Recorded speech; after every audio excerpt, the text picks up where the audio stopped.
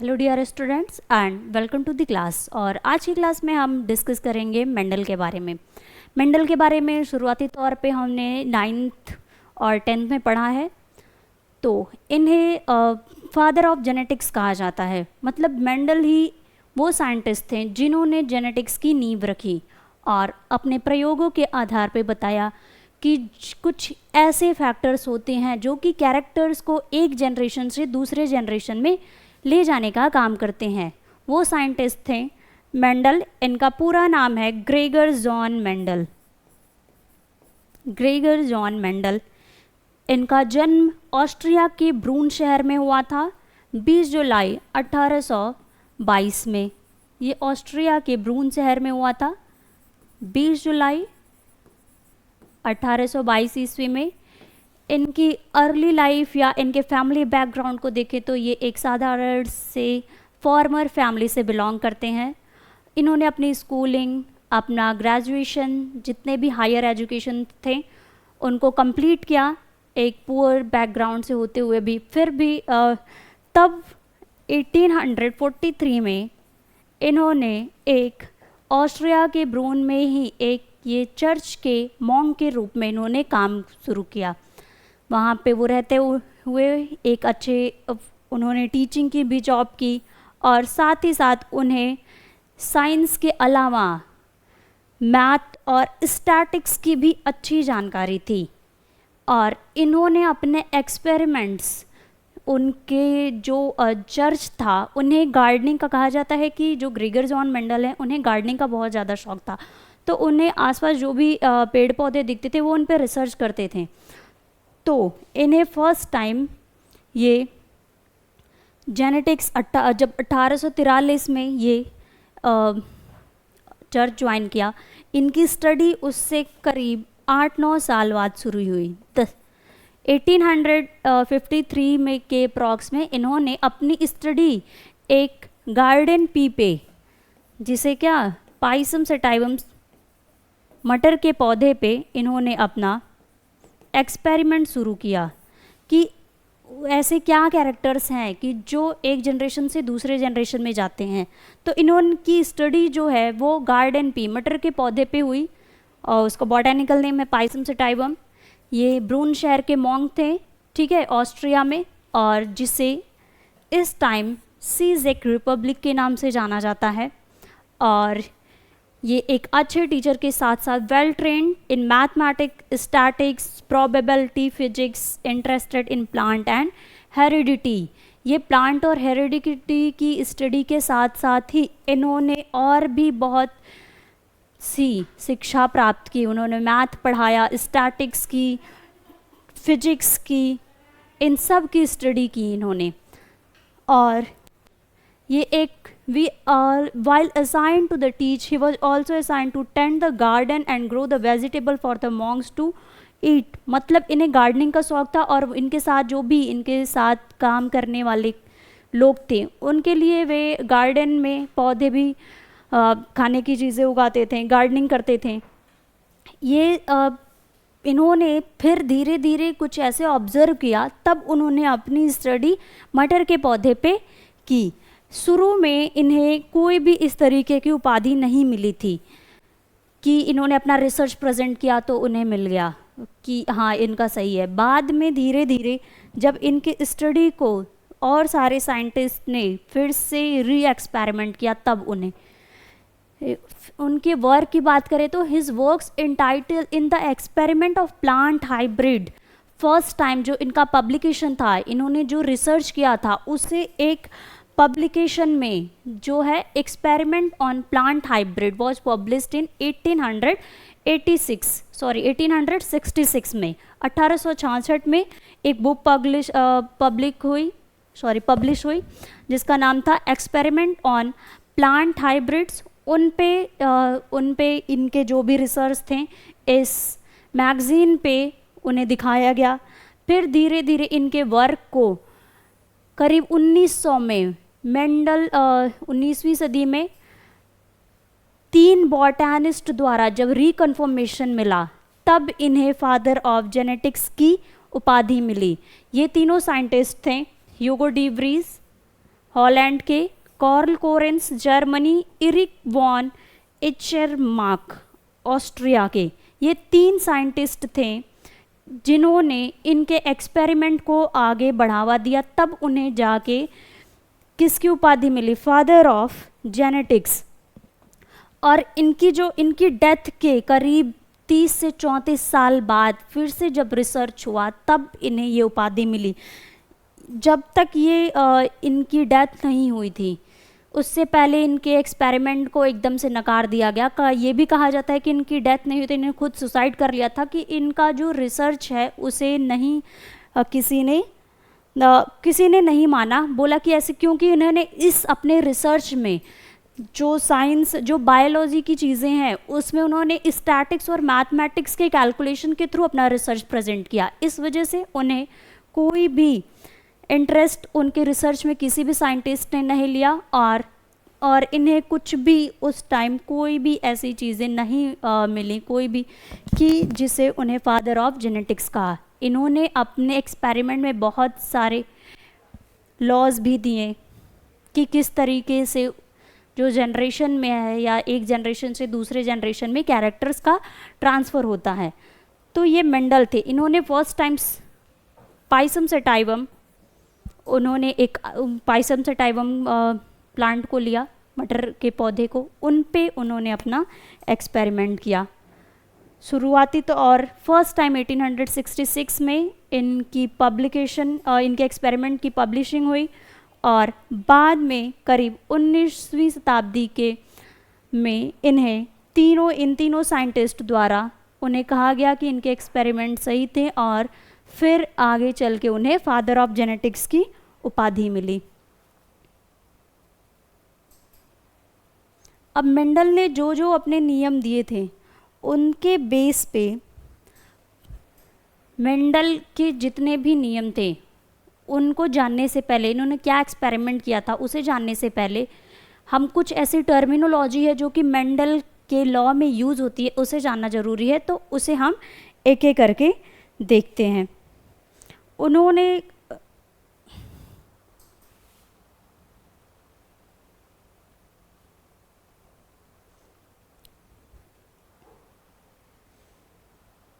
Mendel के जितने भी एक्सपेरिमेंट हैं हम उसे देखेंगे और फर्स्ट उनकी टर्मिनोलॉजी को स्टडी करते हैं कि क्या क्या ऐसे टर्म यूज़ होंगे जो हमें उनके एक्सपेरिमेंट के दौरान उन चीज़ों को हमें ध्यान में रखता है।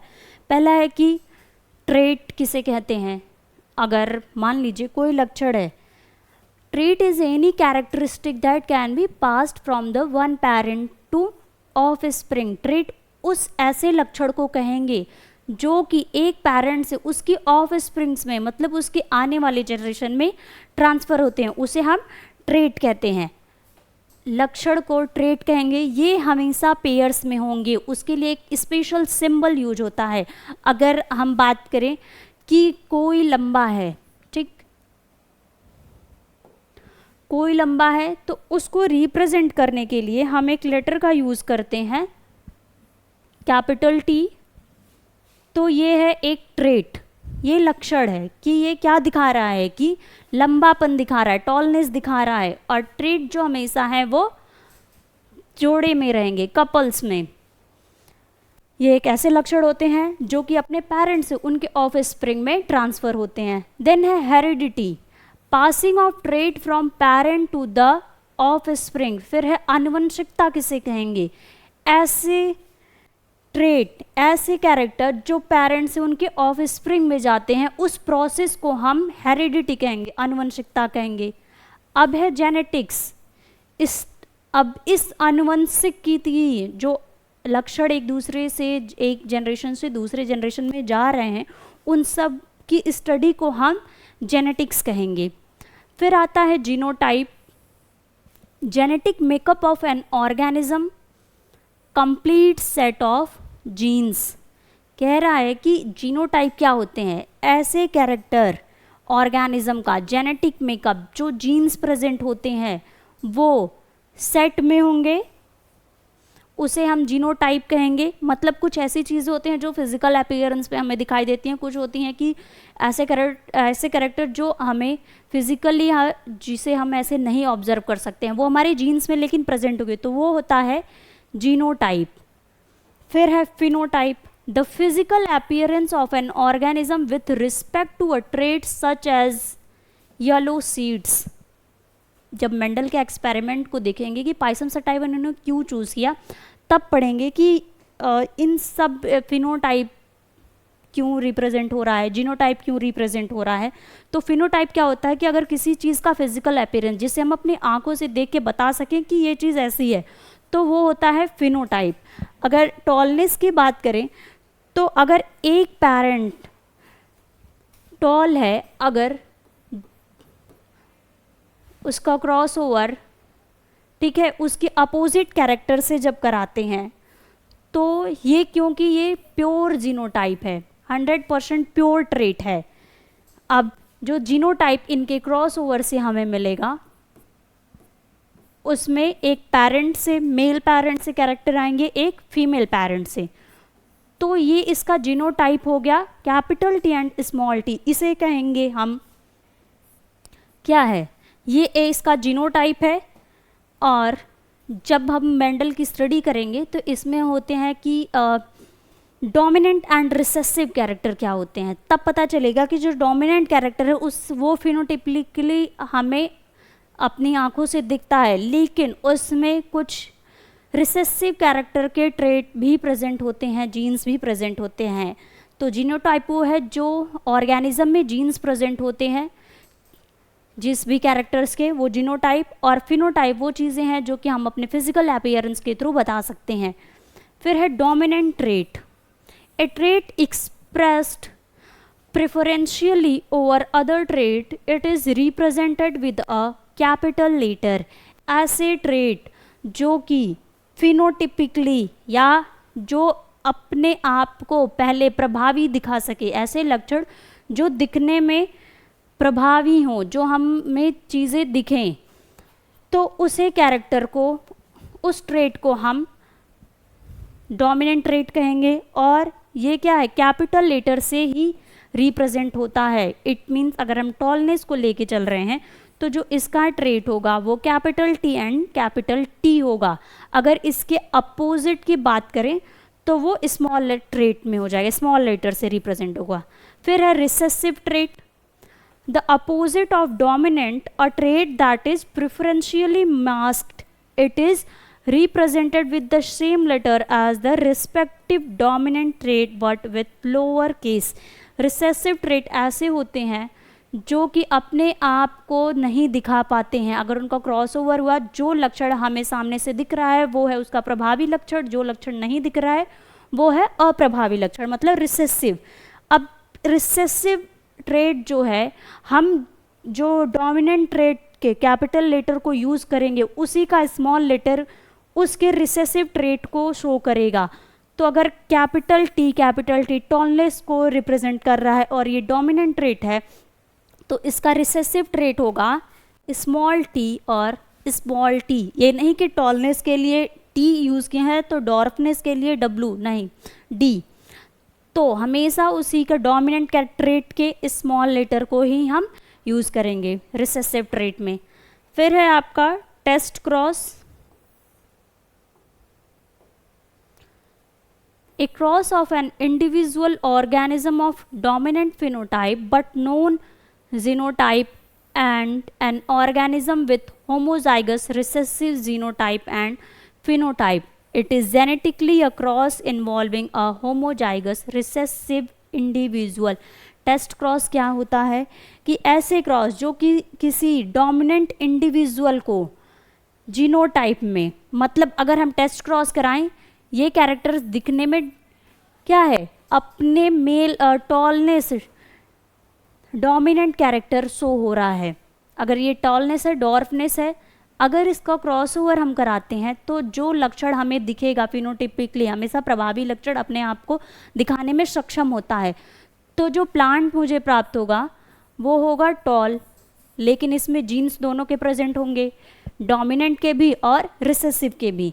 तो टेस्ट क्रॉस में क्या होता है कि अगर किसी इंडिविजुअल के ऑर्गेनिज्म के dominant phenotype but unknown genotype, किसी भी जीनोटाइप से अगर कैपिटल टी है तो हम जब इसका क्रॉस किसी भी अननोन जीनोटाइप से करा दें, यहाँ पे कुछ प्रेजेंट मतलब कोई भी निश्चित जीनोटाइप नहीं होता है, जो भी अगर सही लगता है कि अगर इसका हमको टेस्ट करना है तो चाहे डोमिनेंट हो चाहे रिसेसिव हो, किसी भी तरीके के जीनोटाइप को करा दें, तो उस तरीके के क्रॉस को हम कहेंगे टेस्ट क्रॉस.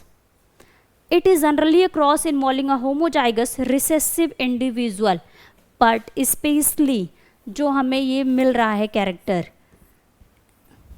दोनों प्योर ट्रेट को क्रॉस ओवर कराने में, उसके बाद इस क्रॉस को अगर हम specially dominant recessive character use होते हैं उसे कराने में, जब हम क्रॉस कराएंगे तो उस क्रॉस को हम टेस्ट क्रॉस कहेंगे. रेसिप्रोकल क्रॉस क्या होता है? Using a male and a female gamete for two different traits alternating the source of gametes. किसी मेल या फीमेल के गैमेट को जब दो डिफरेंट ट्रेट यूज होते हैं, जब दो अलग अलग लक्षण, अगर साथ में सिर्फ लंबाई के साथ हम अगर कलर को भी लेके चलें, जब दो लक्षण को लेके चलेंगे, फिर उसके अल्टरनेटिंग गैमीट्स से भी क्रॉस ओवर जब कराते हैं, तब उस तरीके के क्रॉस को हम रेसिप्रोकल क्रॉस कहेंगे. ऐसे नहीं ये समझ में आएगा, जब आगे क्रॉस ओवर की चीज़ें आएंगी तब आपको समझ में आएगा कि टेस्ट क्रॉस क्या होता है, रेसिप्रोकल क्रॉस क्या होता है. फिर आता है gene.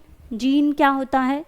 A gene is a basic unit of heredity and sequence of nucleotides in DNA that encode the synthesis of a gene product, either RNA और प्रोटीन. जीन क्या होते हैं? एक हेरिडिटी की बेसिक यूनिट होती है, मतलब जीन्स ही ऐसे कैरेक्टर्स को कैरी करता है जो कि हेरिडिटी के थ्रू एक जनरेशन से दूसरे जनरेशन में जाने का काम करता है. ये न्यूक्लियोटाइड का एक सीक्वेंस होता है जो कि डीएनए बनाता है. प्रीवियस लेक्चर में इसे हमने कवर किया था.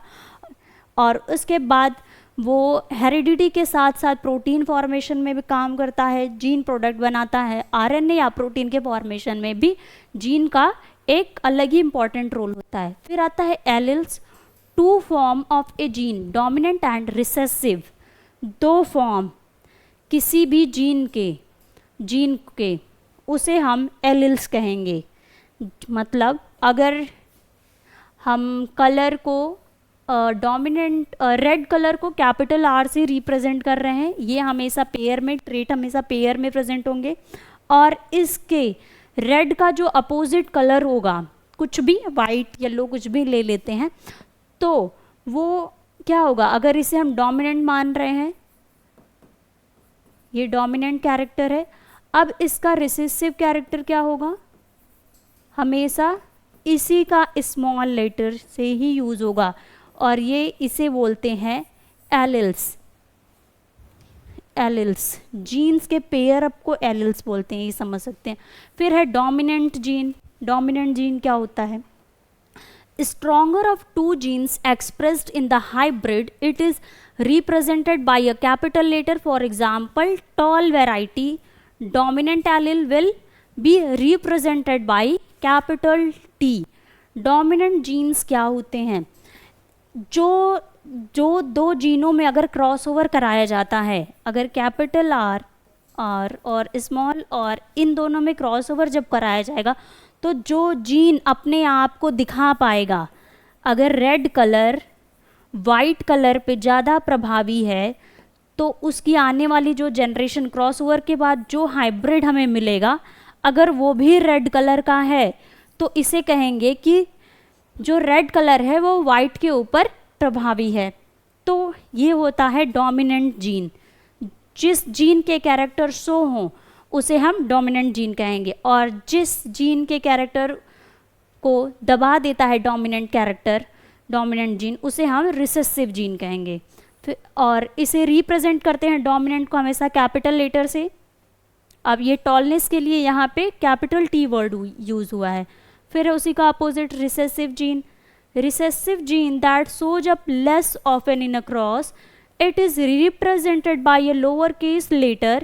For example, tall variety recessive allele will be represented by small t. कह रहा है कि जो recessive allele होते हैं वो dominant allele के स्मॉल लेटर से यूज़ होते हैं, और इसमें टॉल के लिए कैपिटल टी वर्ड यूज़ हुआ था. तो यहाँ पे रिसेसिव जीन के लिए उसका अपोजिट जीन क्या होगा, स्मॉल टी. फिर होता है genotype, the gene combination for a trait. For example capital T small T, capital T small T small R कि जीनोटाइप क्या होते हैं, ये कॉम्बिनेशन होते हैं ट्रेट के, एक अलग अलग ट्रेट के जो कॉम्बिनेशन हमें मिलेंगे उसे हम जीनोटाइप कहेंगे. अब इसमें टॉलनेस के जीन प्रेजेंट हैं, ये भी टॉल है और उसका रिसेसिव यहाँ पे ये डॉर्फनेस को रिप्रेजेंट कर रहा है, ये किसी कलर को रिप्रेजेंट कर रहा है. तो ये हाइब्रिड है, ये प्योर है. अगर एक ही ट्रेट, एक ही जैसे एलील प्रेजेंट होंगे तो वो प्योर होगा, ये प्योर है. ये कैपिटल आर भी प्योर है, स्मॉल आर भी, और ये भी प्योर है. और यहाँ पे जो हमें दिख रहा है कैपिटल टी स्मॉल टी और कैपिटल आर और स्मॉल आर, वो है हमारे हाइब्रिड. फिर है phenotype, the physical feature of resulting from a genotype. Example cap, tall, dwarf, red, white etcetera. अगर किसी भी कैरेक्टर को लेके क्रॉस ओवर कराते हैं और उस क्रॉस ओवर से जो हमें रिजल्ट मिलता है, अगर उसका अपीयरेंस किसी एक पेरेंट्स से ज़्यादा मेल खाता है, मतलब जो कैरेक्टर आपस में प्रभावी होके वो कैरेक्टर उसकी आने वाली जनरेशन में दिखते हैं, तो फिजिकली मतलब हम बता सकते हैं उसे देख के कि ये टॉलनेस को दिखा रहा है या ये डॉर्फनेस को. तो इस तरीके को फिजिकल अपीयरेंस की एनालिसिस को हम फिनोटाइप कहते हैं. तो ये आपके एग्जाम्पल्स थे. ये कुछ टर्म्स थे जो कि मेंडल की स्टडी करने से पहले जानना जरूरी है. फिर है आपका 2 काइंड के जीनोटाइप भी होते हैं. इसमें हमारा होमोजाइगस जीनोटाइप और हेट्रोजाइगस जीनोटाइप आता है. होमोजाइगस जीनोटाइप क्या होता है, अगर कोई भी जीनोटाइप का कॉम्बिनेशन इन्वॉल्व होता है, अगर या तो दो जो ट्रेट हैं वो तो प्योर रिसेसिव हो या फिर प्योर डोमिनेंट हो, उन सबको जिससे रिप्रेजेंट किया जाएगा वो हमेशा पेयर में होंगे. कैपिटल टी ये होमोजाइगस है, मतलब ये इसके जो दोनों जीन्स हैं सेम है. ये भी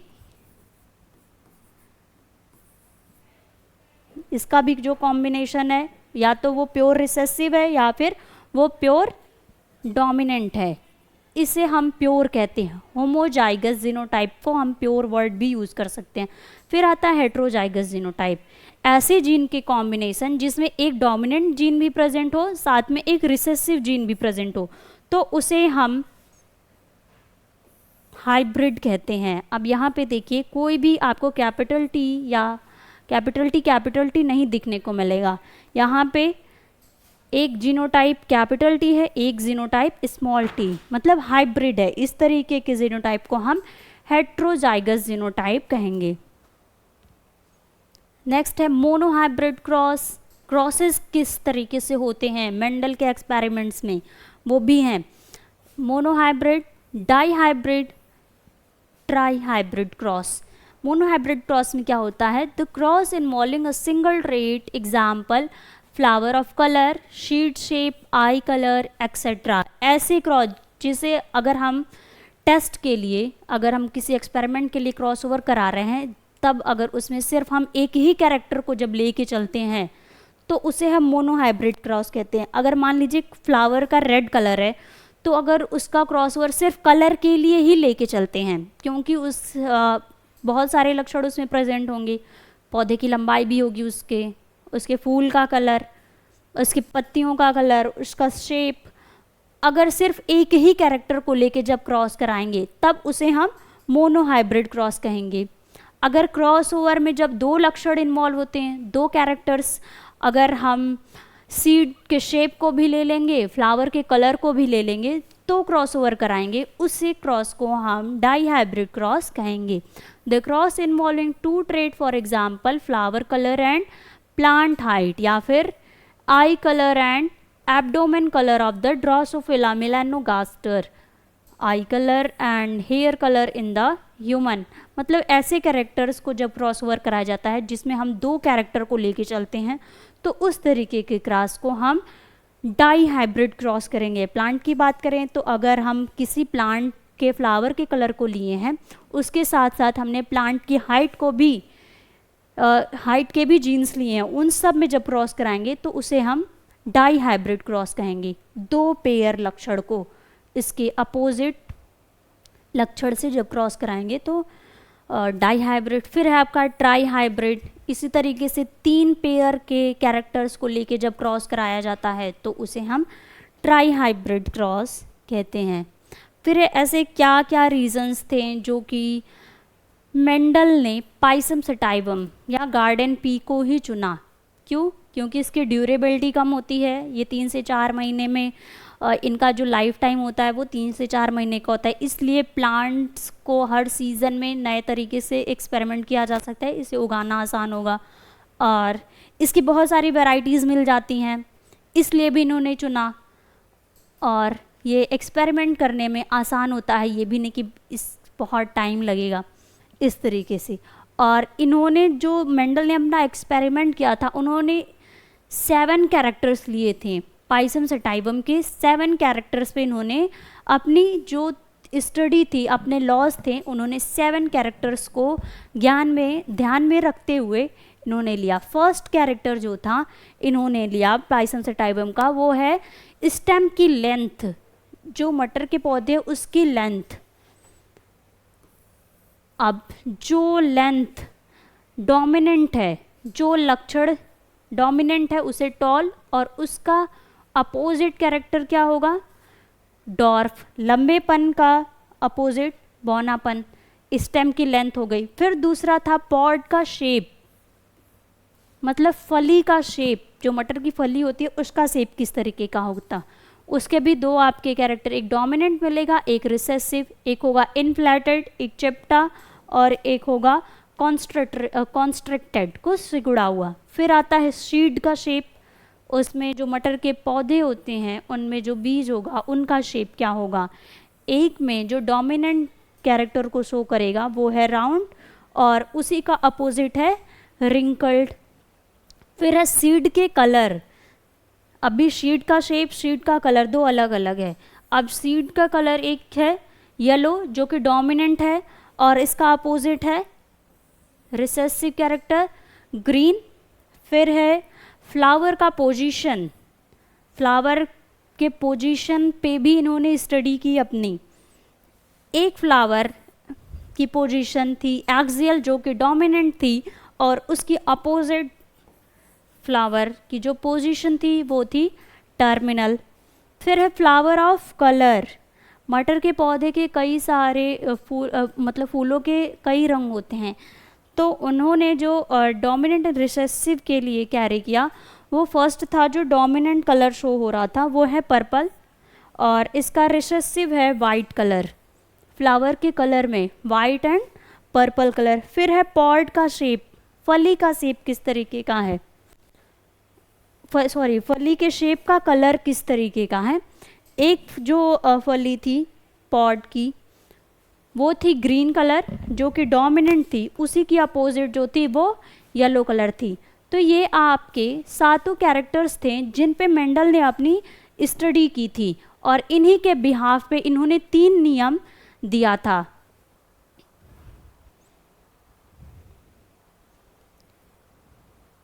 इन्हीं के बिहाफ में मेंडल ने अपने 3 एक्सपेरिमेंट दिए थे, और टर्मिनोलॉजी को हम जान गए हैं। तो नेक्स्ट क्लास में हम इनकी जो इन्होंने जो तीनों नियम दिए थे उनकी डिटेल स्टडी किए थे। इन सब की एक्सपेरिमेंट के बाद इन्होंने जो 3 नियम दिए उसमें थे पहला लॉ ऑफ डोमिनेंस। पहला नियम जो मेंडल ने दिया उसे हम लॉ ऑफ डोमिनेंस कहते हैं, प्रभाविता का नियम। फिर है law of segregation,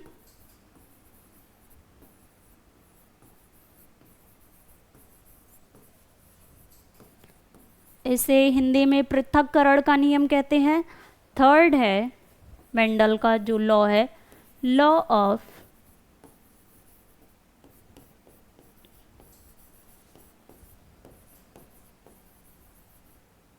independent assortment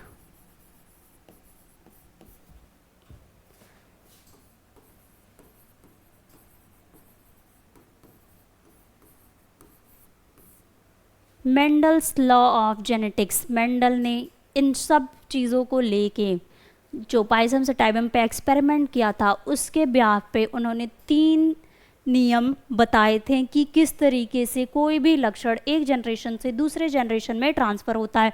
उसमें पहला नियम था लॉ ऑफ डोमिनेंस, प्रभाविता का नियम। इसमें शॉर्ट एक लाइन में बोले तो कि इन्होंने कहा कि जो इनका प्रभाविता का नियम ये कहता है कि आने वाली जनरेशन में वही लक्षण हमें देखने को मिलेंगे जो अपने आप को प्रभावी दिखा सके। ठीक है, इन्होंने जो एक्सपेरिमेंट लिया उन्होंने बताया कि अगर पर्पल पौधा है, फ्लावर का कलर मटर के पौधे का अगर पर्पल है तो डोमिनेंस के नियम के अकॉर्डिंग जो उसकी जनरेशन में कैरेक्टर ट्रांसफ़र होगा, जो पौधा नया बनेगा उसकी ऑफ स्प्रिंग वो भी क्या कैरी करेगी, पर्पल कलर के पौधे को ही, फ्लावर को ही।